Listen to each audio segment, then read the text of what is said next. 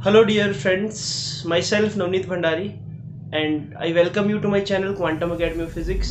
आज फिर मैं एक मोटिवेशनल स्टोरी लेकर आया हूँ अपने बच्चों के लिए और जो भी ऑडियंस मेरे चैनल से जुड़ी हुई है। इस चैनल के माध्यम से मैं आप सभी को एक और कहानी शेयर करना चाहूँगा जिसने मेरी लाइफ को टच किया, या कह सकते हैं कि वहाँ से मुझे पता लगा कि एक्चुअल में चीज़ों को देखने का एंगल क्या होता है। तो जैसे कि लास्ट जो स्टोरी थी that was about one extra mile, आज की जो कहानी है that is about law of average.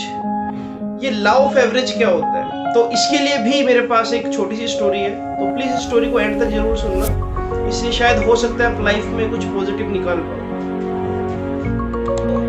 इस कहानी में भी हम दो कैरेक्टर लेंगे जैसे पिछली स्टोरी में हमने लिया था बच्चों। तो इस कहानी में दो कैरेक्टर है राम और श्याम। तो दोनों दोस्तों की एक सेम कंपनी में जॉब लगती है। कंपनी होती है, कैमरा कंपनी होती है कोई, जहां पर उनका जो मेन टास्क होता है दोनों राम और श्याम का, कि उनको फील्ड पर निकलना है और लोगों के घर में नॉक करना है और उनको कैमरे का डिस्क्रिप्शन देना है और कैमरे को सेल करना है। तो ये दोनों का काम होता है। एक हफ्ता होता है, 2 हफ्ते होते हैं। तो क्या होता है कि वो कई दरवाजे नॉक भी करते हैं, कुछ दरवाजे ओपन होते हैं, कुछ लोग उनकी पूरी बात सुनते हैं, आधा घंटा उनको कंटिन्यूसली बुलवाते हैं और उसके बाद फिर मना कर देते हैं कि हमको कैमरा नहीं लेना। तो इस तरह से 2 हफ्ते के बाद क्या होता है, जो शाम होता है वो ये सोचता है कि यार मेरी लाइफ में मैं शायद कभी कुछ कर नहीं पाऊंगा, कितना मुश्किल टास्क है ये कैमरा बेचना, लोग इतना टाइम पास कर रहे हैं हमारे साथ, गर्मी में हम पूरा दिन फील्ड में रहते हैं और ऊपर से अगर टारगेट पूरे नहीं होते तो बॉस बोलता है कि भाई आप पूरा दिन कुछ करते ही नहीं हो।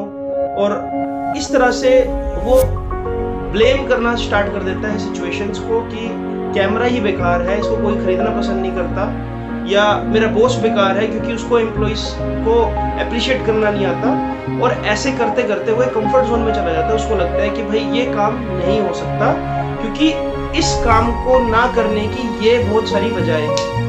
तो ऐसे करके वो उस कंपनी को छोड़ देता है और वो नई जॉब ढूंढता है। और 5 साल तक वो इस तरह से ही 6 महीने जॉब करके फिर 1 साल जॉब करके कंपनी चेंज करता रहता है और जिंदगी के वो 30 से 40 साल सिर्फ एक साधारण नौकरी करता है और लाइफ में कहीं पे भी नहीं पहुंचता, एक जस्ट लोअर मिडिल क्लास आदमी रह जाता है, राइट। तो कहीं ना कहीं इसकी जो बुनियाद रखी गई वो रखी गई उसकी सोच से कि उसने चीज़ों को ब्लेम करना शुरू कर दिया।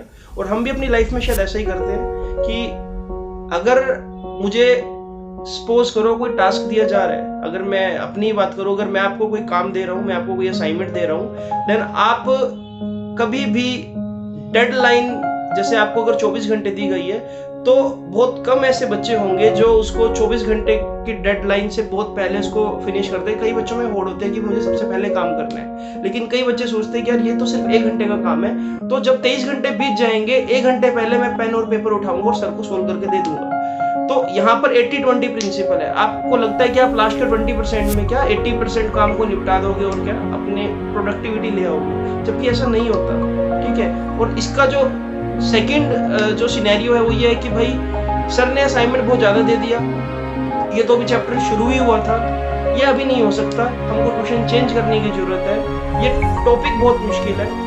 ये इसका सेकंड सिनेरियो है जहाँ पर हम क्या ब्लेम गेम खेलते हैं और हमको लगता है कि चलो अब हमने अपने मुंह से और अपने दिमाग में ये चीज़ डाल दी है कि ये चीज़ मुश्किल है तो इसलिए नहीं हो पाएगी। Now we are in comfort zone, हम इजिली ये चीज़ मतलब प्रिटेंड कर रहे हैं। चलो ये जो कहानी थी ये थी शाम की। बट अब राम की बात करते हैं। राम के साथ भी बिल्कुल वही हो रहा था जो शाम के साथ हुआ। 2 हफ्ते तक उसने भी यही फेस किया जो बिल्कुल शाम ने फेस किया था। बट उसने एक दिन सेल्फ एनालिसिस किया, जो कि हम सबको करने की जरूरत होती है। सेल्फ एनालिसिस का मतलब यह था कि उसने एक लॉ ऑफ एवरेज निकाला, जो कि स्टोरी का टाइटल भी है। लॉ ऑफ एवरेज के अकॉर्डिंग उसने सोचा कि एक्चुअल में प्रॉब्लम कैमरे में नहीं है, क्योंकि कैमरा कंपनी जो है वो पिछले 70 सालों से अगर वर्क कर रही है तो कैमरा में कोई प्रॉब्लम नहीं होगी, राइट। और कंपनी का हिस्ट्री इतनी अच्छी रही है तो कंपनी में भी कोई दिक्कत नहीं है। और अगर बॉस यहाँ तक पहुंचा है कि वो 2-3 लाख रुपया अगर महीने का अगर कंपनी से ले रहा है तो बॉस में भी कोई प्रॉब्लम नहीं है, उसने भी बहुत मेहनत करी। और अगर हमको कुछ बोल रहा है तो उसके पीछे जरूर कोई ना कोई वजह रही होगी। तो उसने इस सिनेरियो को ऐसे देखा। और अब बात करते हैं सेल्फ एनालिसिस की और लॉ ऑफ एवरेज की। तो उसने लॉ ऑफ एवरेज क्या निकाला बच्चों? उसने लॉ ऑफ एवरेज ये निकाला कि भाई अगर मैं पिछले 2 हफ्ते की जर्नी को देखूं तो कुछ ऐसा लॉ ऑफ एवरेज निकल रहा है 10-7-4-3-1। अब ये 10-7-4-3-1 का मतलब क्या है? बड़ा इंटरेस्टिंग लॉ ऑफ एवरेज मैंने बताया आपको, है ना। अगर वो 10 दरवाजे नॉक करता है तो उसमें से 7 दरवाजे ओपन होते हैं, ठीक है। 4 लोग उसकी बात को सुनते हैं, 3 लोग उसकी बात को बिल्कुल एंड तक सुनते हैं और उसमें से कोई एक उसका कैमरा परचेज कर लेते हैं। और एक कैमरा परचेज करते ही उसको 1000 रुपीज का प्रॉफिट होता है। तो उसने इस चीज को माइंड में ऐसे बिठाया कि 10 दरवाजे नॉक करने से मेरा एक कैमरा सेल होगा ही होगा। मेरी लॉ ऑफ एवरेज मुझे ये बोलती है। तो यानी कि अगर मैं अपने दरवाजे नॉक करने की फ्रीक्वेंसी को बढ़ा दूं, अगर मैं एक दिन में अगर अभी 100 दरवाजे नॉक करता हूं, अगर मैं 200 दरवाजे नॉक करने लग जाऊं तो अल्टीमेटली जो मेरा लॉ ऑफ एवरेज है वो मुझे क्या डबल प्रॉफिट देना स्टार्ट कर देगा। अब उसको इस बात से कोई फर्क नहीं पड़ने वाला था कि भाई उसको लोग ना कर रहे हैं, लोग उसकी बात को सुन रहे हैं नहीं सुन रहे। उसको सिर्फ इस बात से फर्क पड़ रहा था कि भाई 10 दरवाजे 1000 और इस तरह से क्या मैं अगर 200 दरवाजे नॉक करूंगा तो मुझे बहुत ज्यादा प्रॉफिट हो सकता है। तो उसने अब जो पहले जॉब पर जाने के लिए ये सोचा करता था कि मैं जॉब पर थोड़ा 10 मिनट लेट जाऊंगा, 50 मिनट पहले आ जाऊंगा, ठीक है, लंच में थोड़ा एक्स्ट्रा टाइम लगाऊंगा, नहीं। अब उसके अंदर पागलपन क्या आ गया? उसके अंदर ये पागलपन आ गया कि मुझे क्या दरवाजे बहुत ज्यादा नॉक करने, क्योंकि मेरी लॉ ऑफ एवरेज के अकॉर्डिंग लोग हाँ बोले ना बोले ये उनको ओपिनियन है, लेकिन मुझे मेरा लॉ ऑफ एवरेज पता है। और ऐसी अप्रोच के साथ वही इंसान 2 साल के अंदर अंदर उस कंपनी का बेस्ट सेल्समैन बना। देन वो प्रमोट होते होते उस कंपनी का मैनेजर बन गया। और ऐसे ही उसने क्या कई एम्प्लॉइज को और ट्रेन किया।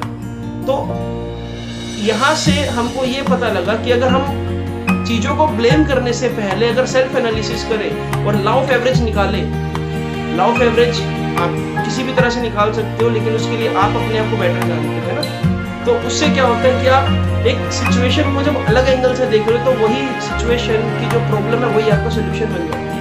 यहाँ पर प्रॉब्लम तो दोनों के साथ सेम थी, लेकिन एक ने प्रॉब्लम का सोल्यूशन निकाला, लेकिन एक ने प्रॉब्लम को प्रॉब्लम समझा और वो प्रॉब्लम उसकी जिंदगी में 5 साल तक ऐसी चलती रही, जॉब चेंज करता रहा और देन वो एक साधारण मिडिल क्लास था। लेकिन राम के साथ ऐसा नहीं हुआ।